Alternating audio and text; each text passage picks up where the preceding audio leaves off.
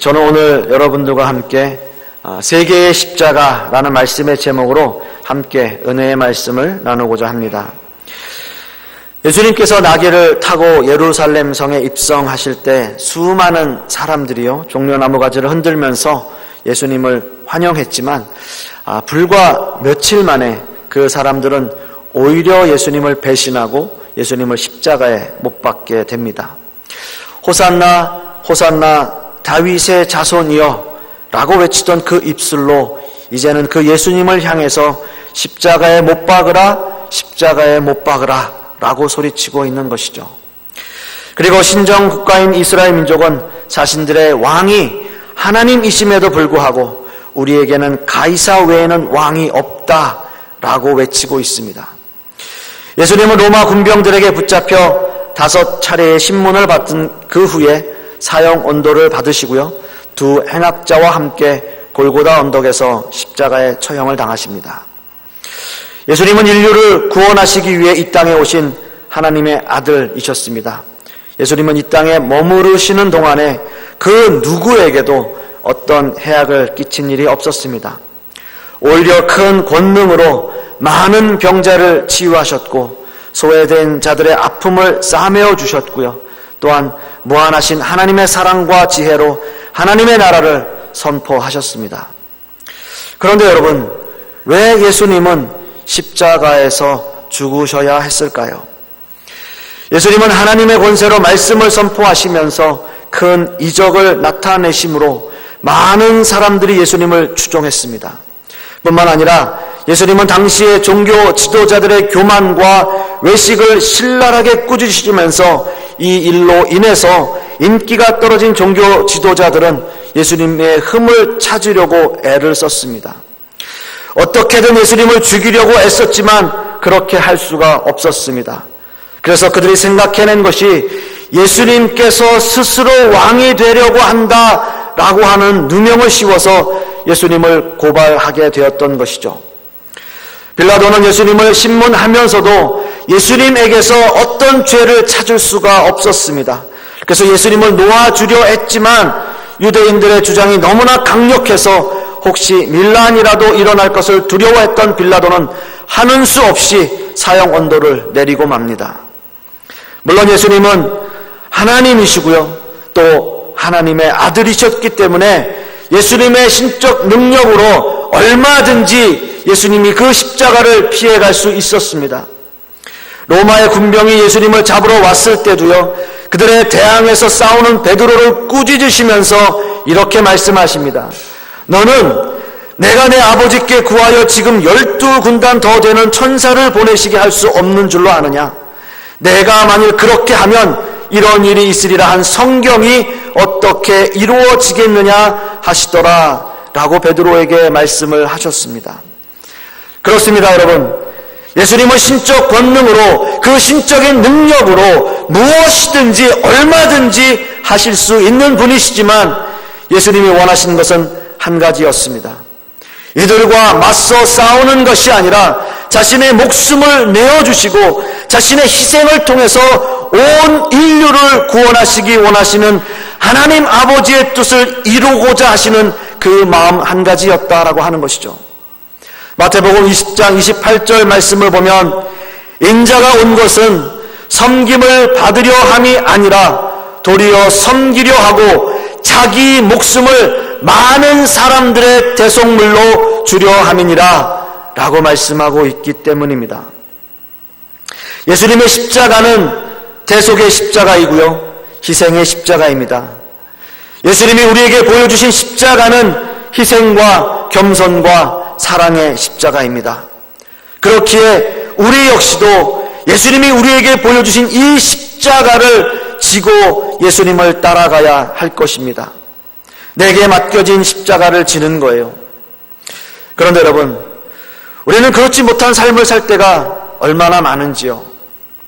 그렇게 예수님과 함께 십자가에 달린 그 행악자들의 모습을 보면서 십자가의 의미를 다시 한번 생각해 볼 수 있는 시간이 될 수 있기를 간절히 소원합니다. 첫째는요, 예수님을 비난한 행악자의 십자가입니다. 누가복음 23장 39절 말씀을 다시 보시면 달린 행악자 중 하나는 비방하여 이르되 네가 그리스도가 아니냐, 너와 우리를 구원하라 하되 라고 말씀하고 있습니다. 예수님 당시 로마법에 의하면 십자가 형틀에 달려 죽는 죄인은 반란죄나 노예들의 극형을 처할 때이고요, 로마 시민들에게는 아무리 무거운 죄를 범했다 하더라도 십자가형에 죽이지 않았습니다. 그런 면에서 보면 이 행악자들은 그야말로 반인륜적인 죄를 저지른 그러한 흉악무도한 사람들이라 하겠습니다. 그래서 그는 그 당시 법정 최고형인 십자가형을 당하게 된 것이죠. 이 행악자의 십자가는 죄의 마지막이 어떤 것인가를 보여주고 있습니다. 그렇습니다. 모든 인류의 죄는 이렇게 죽음으로 끝난다는 사실을 보여주는 것이죠. 죄의 종류가 어떠하든지 결국 인간은 죄값으로 죽음을 면치 못한다는 사실을 보여주는 십자가가 바로 이 행악자의 십자가입니다.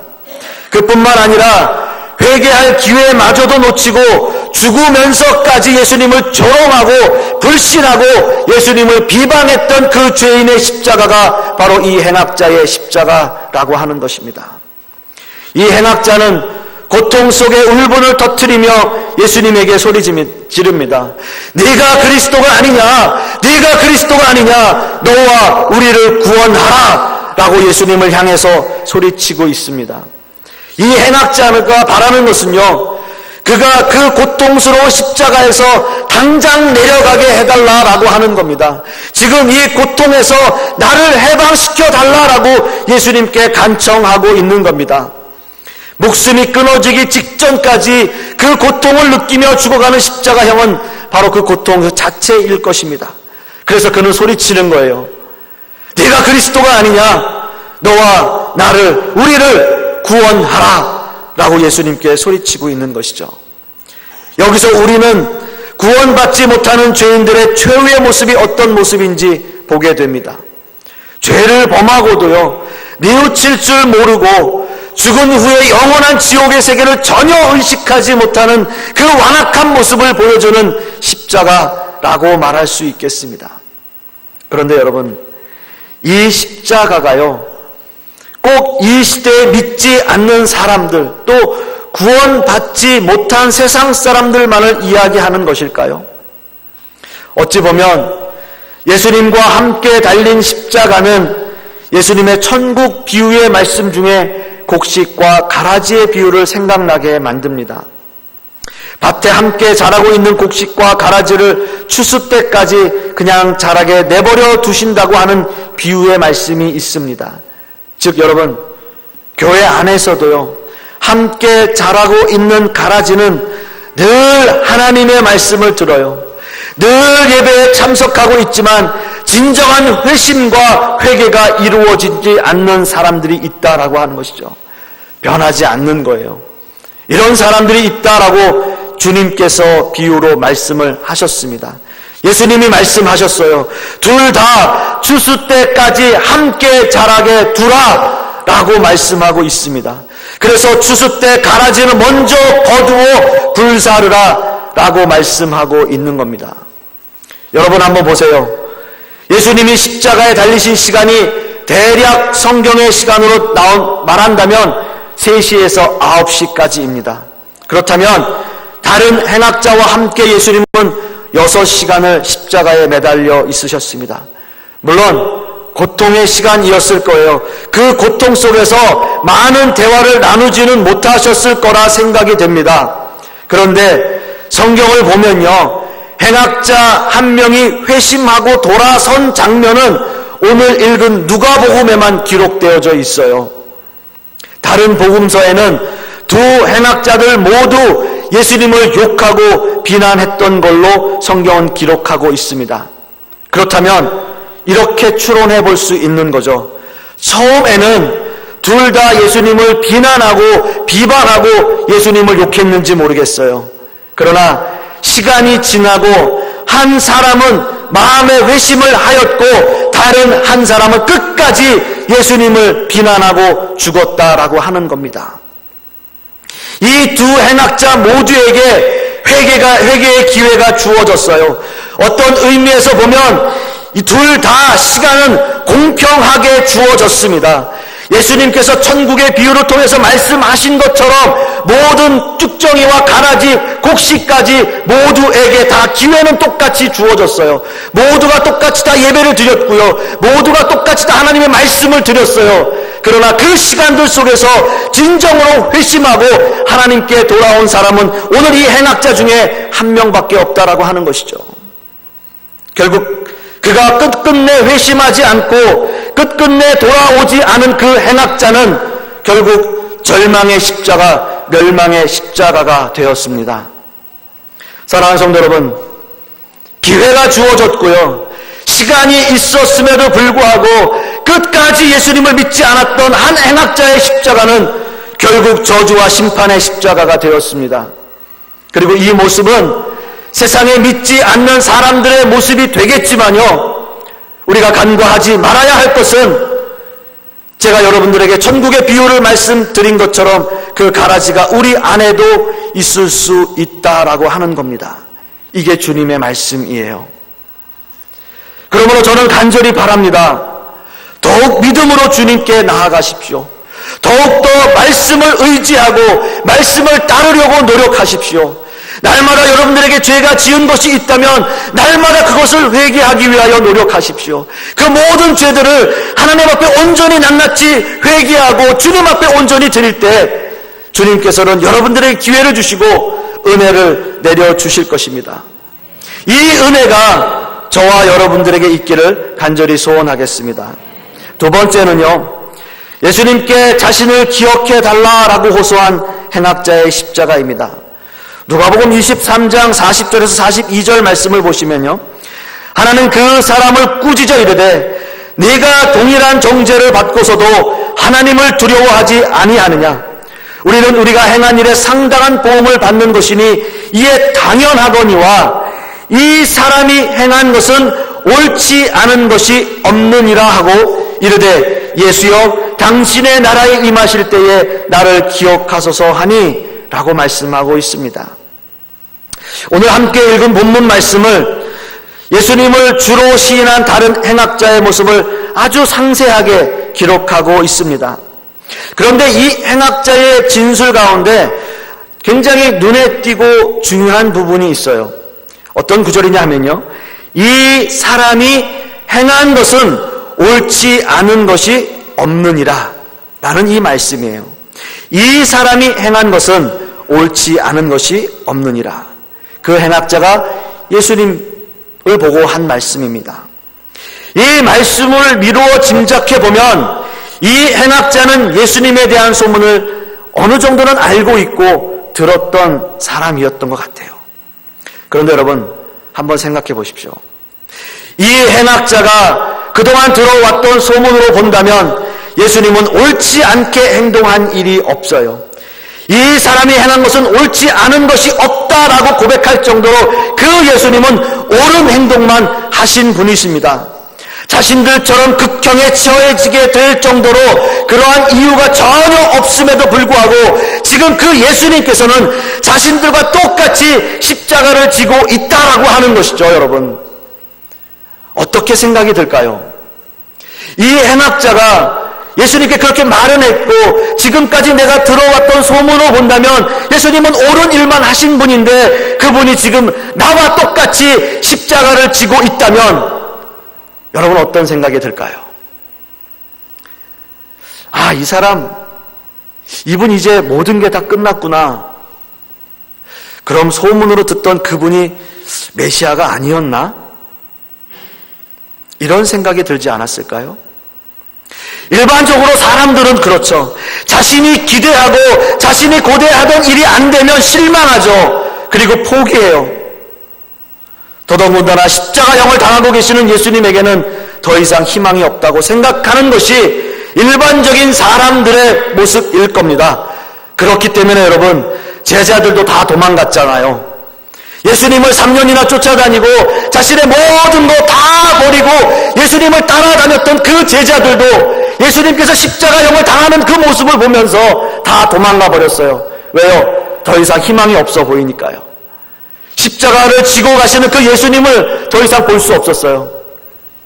수제자였던 베드로 역시도 예수님을 3번이나 부인하는 실수를 할 수밖에 없었던 겁니다. 그렇습니다. 그래요. 모든 일반적인 사람들의 모습은 다 이렇습니다. 우리는 예수님의 십자가 그 너머에 있는 부활과 영생을 못 봐요. 우리는 현실의 무게 때문에 그 현실에 억눌려 살 수밖에 없어요. 그래서 예수님이 십자가를 지신 것을 보면 우리는 절망하게 되는 거예요. 그리고 모든 게 다 끝났다라는 생각을 하게 되는 겁니다. 그런데 여러분, 예수님께 자신을 의탁한 행악자는 좀 달랐어요. 죄의 값은 사망이란 그 엄연한 사실 앞에서 그래도 구원에 이르는 길이 열려 있음을 보여준 십자가가 바로 그 다른 행악자의 모습입니다. 즉 죄의 값은 사망이지만 예수 그리스도를 주로 영접하고 주님께 자신의 영혼을 맡기고 주님과 함께 낙원에 이를 것을 믿으면 구원에 이른다는 사실을 보여준 십자가가 그 다른 행악자의 모습이다라고 하는 것이죠. 여러분, 얼마나 다행스러운 일입니까? 그러므로 구원은요, 인간의 행위의 공로가 아니라 믿음의 결과로 주어진 우리에게 은혜의 선물이다 라고 하는 겁니다. 구원은 은혜의 선물이에요. 쓸모없는 무가치한 죄인들을 위해서 십자가를 지신 예수 그리스도의 죽으심을 값으로 따질 수 없는 고귀한 은혜의 선물이 바로 이 십자가라고 하는 것이죠. 이 구원의 은혜를 보여준 것이 바로 구원받은 다른 행악자의 십자가입니다. 우리가 이 십자가를 쳐다볼 때마다 나 같은 죄인도 구원을 받을 수 있다는 확신이 생깁니다. 그것도 죽는 순간에 믿음으로 구원을 얻은 그 행악자의 모습이 십자가의 놀라운 비밀을 보여주는 그 행악자의 십자가 아니겠습니까, 여러분? 그러므로 하나님 앞에서는 용서받지 못할 죄는 없습니다. 진정으로 하나님 앞에 회개하고 용서를 구하며 은혜를 사모하면 하나님께서 은혜를 베풀어 주실 것입니다. 이 은혜의 십자가를 붙잡는 저와 여러분들이 되실 수 있기를 간절히 소원하겠습니다. 마지막 3번째는요, 예수님의 십자가를 우리는 한번 생각해 보아야 하겠습니다. 오늘 이거 본문 말씀 43절의 말씀을 다시 한번 보시면요, 예수께서 이르시되 내가 진실로 네게 이르노니 오늘 네가 나와 함께 낙원에 있으리라 하시니라 라고 말씀하고 있습니다. 마태복음 16장 26절 말씀을 보시면요, 사람이 만일 온 천하를 얻고도 제 목숨을 잃으면 무엇이 유익하리요? 사람이 무엇을 주고 제 목숨과 바꾸겠느냐라고 하는 말씀이 있습니다. 그렇습니다. 내일 당장 죽는 사람에게 부귀영화가 무슨 소용이 있겠습니까? 그러나 반대로요, 모든 것을 다 잃을 것 같은 상황에서도 영원한 생명을 얻어서 하나님의 나라에 속할 수 있게 된다면 결국 그 사람은 온 세상을 다 얻은 것이나 다름없는 것 아니겠습니까, 여러분? 여러분 믿으십니까? 그 무엇과도 바꿀 수 없는 것, 그것이 영원한 생명이겠죠.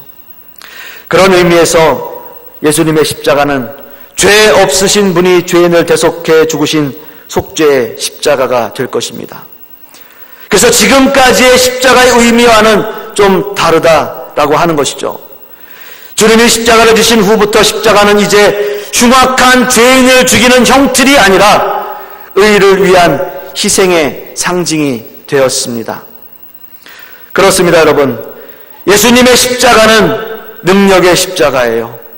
예수님의 십자가는 단번에 드려지신 희생제물의 십자가입니다.